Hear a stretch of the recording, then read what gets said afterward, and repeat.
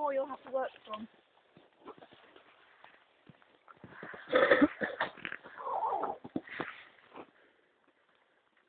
Right, what are we looking at here then? Sorry. It's a quarry, at least it was a quarry. So you've got a man-made space through your local rock. You don't need to dig to find out what the rock is. You can see it there. What is it? Something. It's limestone, like most of the Cotswolds, yeah.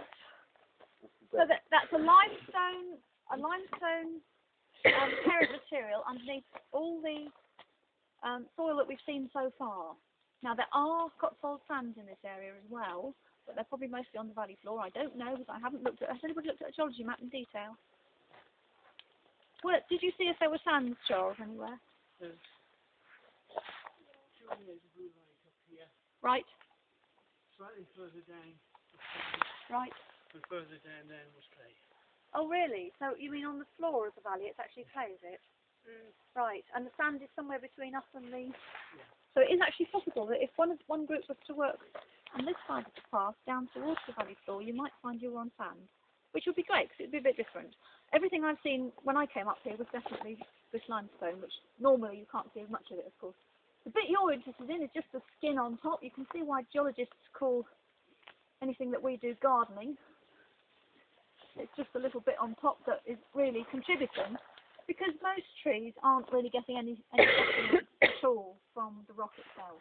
It's not broken down, it's solid, it's not really releasing anything for them. It's only in the soil that the releasing of nutrients is taking place. So we'll see that a bit closer, just a little bit further up the track. The quarry is probably to do with extracting building stone for the mansion, which gives it a sort of date of mid-19th century.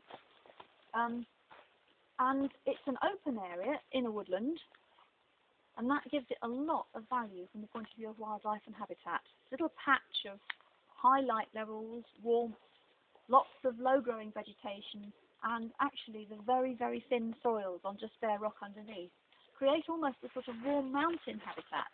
This would be a bit like being in Yugoslavia in the Dolomites or something, where you've got a sunny south-facing cliff face in limestone with all the sort of vegetation associated with it. So quite a different type of thing here, and it tells you about man-made disturbances of the environment. It also tells you about succession.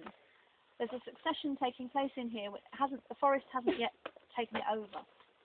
Those are not themes that we're looking at today. We're very much focusing on nutrient cycling within the high forest, within the natural forest. So we can't do much with this sort of site.